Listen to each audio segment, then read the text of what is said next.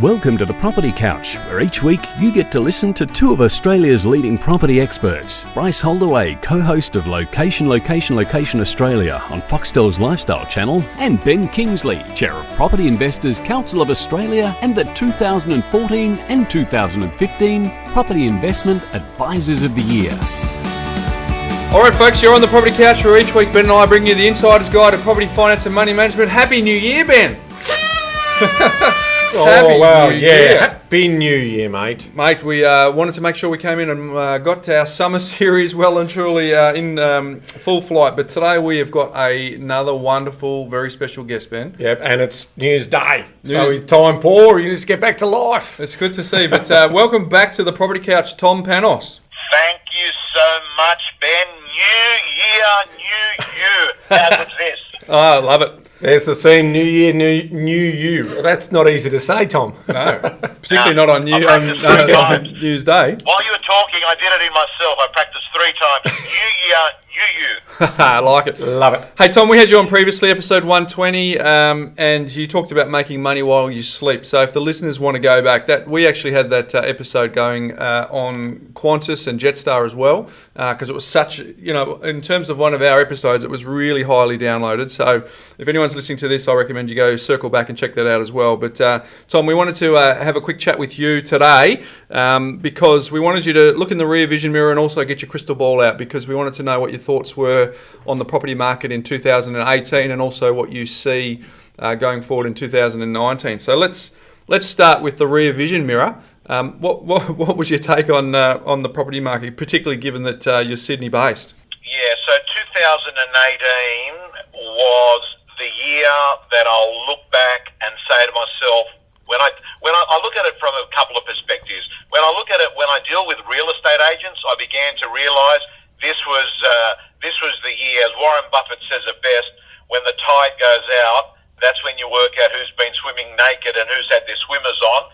And I think what we noticed is a lot of real estate agents ended up being devastated in the 2018 year, because all of a sudden we had a real estate market for most of Australia, Sydney, Melbourne predominantly, where it had been running around and deals were being done and there was fear of loss, and people were going into real estate and people were seeing growths of 10, 15% in most areas or most good parts of areas. And then all of a sudden, at some point in 2018, it came to a stop, and what we noticed was, me particularly as an auctioneer, guys, I noticed investors started drying up. I noticed the Asian buyer did not show up as much. And then I noticed that people were not worrying about the frenzy. So if a property didn't stack up, if it didn't get the 5 ticks, they would walk away from it.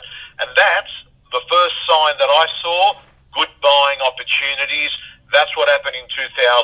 I think that in most areas that I operated, I'm looking at somewhere between 7.5% and 14%, 15% price corrections. So, Tom, just on that point, I mean, they're big numbers, right? But what about the real unbelievably qualified? I mean, you're in Haberfield and you work that area, Inner West area, and that sort of 5 dock right through that area.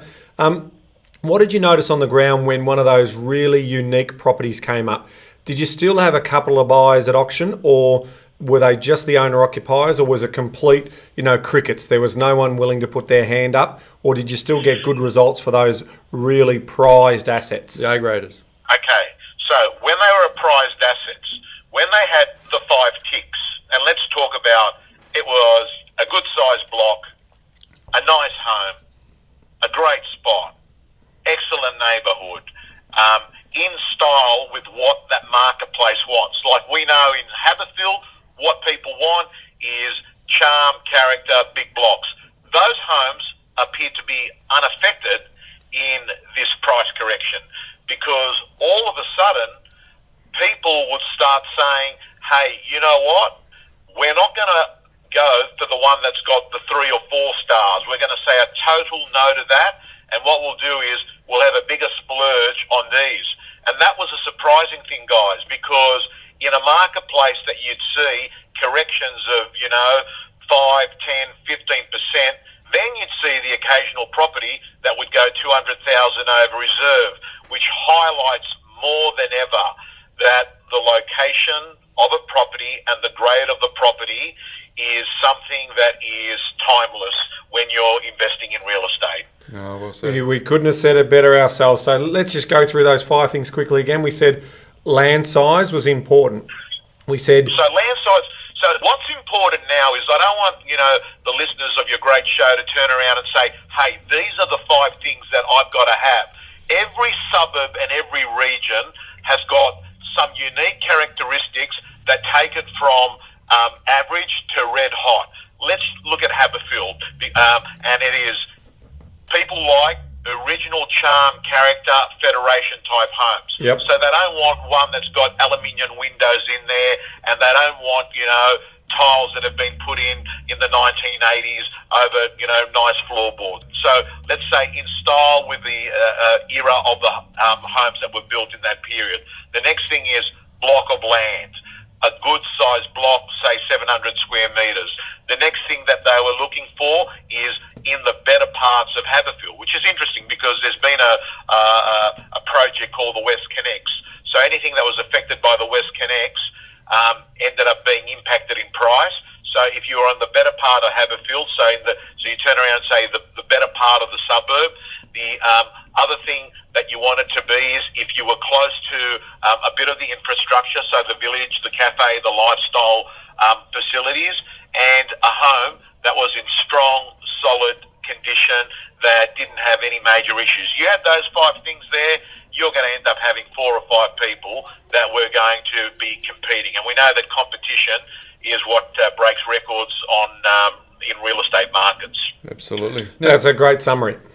Now, Tom, a lot of real estate agents come to you for mentoring and coaching, but you've also been an investor for many, many cycles. So this question is to Tom, the investor, not Tom, the real estate trainer. What are you seeing in this cycle? What have you seen before, and what opportunities do you look for now that the market has turned in Sydney? What I see at the moment is fear. What I see at the moment is people having no social proof to make decisions. Here's the interesting thing. When the market's hot, right, and you've got 6, 7 people wanting the one property, even though they're going to pay $200,000, $300,000, $400,000 more, they still go for it. Then, the opposite. When the market cools, there's not 6 people fighting over it. There's no one there. You're buying it for a few $100,000 less, and you're reluctant to buy it. And that's weird because commercially it doesn't make sense. But it just goes to show that people make emotional decisions and then justify them logically. I think the research that Daniel Kahneman, he's a behavioural economist, and I love this guy because he won a Nobel Prize for this research, and he says people feel more pain losing $1 than pleasure winning $1. Yeah. And this is interesting research because this basically says that someone would actually, even though it's $1, someone will do more to protect what they've got than to actually go off and look at, winning something.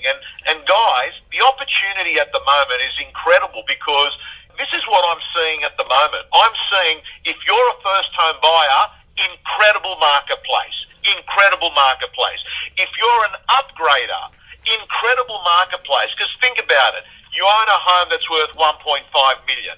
Let's assume it's been corrected by 10%, $150,000. So it's only worth $1,350,000. But you're upgrading to a $2 million house. That $2 million house has dropped more than your house. So you're actually making money upgrading in this market. So it's a great time if you're a first home buyer. It's a great time if you're an upgrader. It's a great time if you're an investor. I said off air before we came on air, I said to Ben, this is the first time for me in 1 or 2 years where I'm sitting there on realestate.com, domain.com. I'll spend an hour on there this morning. I'm just scrounging because I know that I've got less people to compete against, and following on that trend, on that topic that we're talking about, when we caught up about a year ago, making money while you sleep, well, here's the big plus. you're going to make extra money while you sleep now because you're actually making, right? You're actually making a little bit on the correction. The fact that you're going to, pick up a year's growth by actually buying in this market. But it does take guts, guys, because what actually happens is people have got a tendency to do what the masses are doing, and to actually do what Warren Buffett says. I've quoted him 2 times. You can tell I care about his views. Someone once said to Warren Buffett, "If your strategy to make money is so easy, why doesn't everyone do it?" And his response was, "I suppose people don't like getting rich slowly." Yeah, that's true. Done. Hence the be fearful when others are greedy and be greedy when others are fearful. That's the classic line, isn't it? Correct. Yep. Correct. So obviously we've had a tough time for 2018 in the marketplace. You're excited, as are we, who have been through multiple cycles before. Sounds like you're about to add to your portfolio as an investor. Where are some of the opportunities, or what do you think some of the themes are for 2019, Tom? So where are the opportunities? I think there are opportunities everywhere. I really do. I think the way that you maximise what those opportunities are is you either allocate lots of hours and go through data and go out to open for inspections, look at, properties, use the various tools, or, I know that your business model, guys, is that you actually sometimes get people that outsource that hard work and give it to you. What am I always looking for in real estate? I keep thinking to myself, what is it that they can't reproduce lots of? Because I always understand this demand and supply equation. I'm always looking at what is it that's going to be a scarce commodity. Because if it's scarce, it means that it will always benefit out of the demand and supply equation. My preference is houses. The last 2 acquisitions I've made have been blocks of units. Why do I like blocks of units? And I particularly like blocks of units that are more than 4 in a block. And the reason why is that I've got less competition. I know that financial institutions will actually treat a block of units that's got more than 4 in there in a different way than a smaller block. And it means that I've actually got less people to compete against. So the actual price I pay per unit in the block is lower. So I like blocks of units. I like houses that are got, if they don't have the 5 stars, I'm wanting something to have 3 to 4 stars. So, the block or the location or close to infrastructure. They're probably the things I'm looking at. And I'm 51 years of age now, and I have to say it's probably the first time in my adult life that my mind is moving a little bit more towards the yield component versus the capital growth. Yeah, because I was going to ask you about the units, because is that part of your switch to cash flow to try and retire out any debt? So I've purchased 2 blocks. The units were purchased because they give you flexibility, and I'll explain what I mean by that. They give you the flexibility if you want to go in and do a strata subdivision and go off and sell a few units, keep some if you want.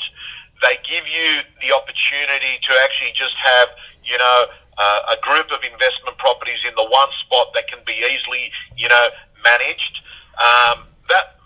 That's what got me into them. But in addition to that is that when you buy a block of units, when you buy a separate unit, guys, let's assume, a 2-bedroom unit selling for, say, $600,000. When you buy a block of units and you've done your due diligence and you've bought well, you can be able to buy that unit. Instead of paying $600, you might end up paying $500 or $510 or $515 because you're taking the block on. Does that sort of make sense? Yeah, it does. Yeah, you know, there's not too many people you're that not have the competing war against chest. you're not competing. Yeah. So, yeah. Now that makes sense. So, other themes that you've got. I mean, what are you seeing on the ground? Are the agents? You know, at the end of last year, was there a little bit of buoyancy? Have we hit the bottom yet of the Sydney market? In your view, is there a little bit more pain, more broadly speaking, or are we through the worst of it? I think that if we're not through the worst of it, we're close to the worst of it.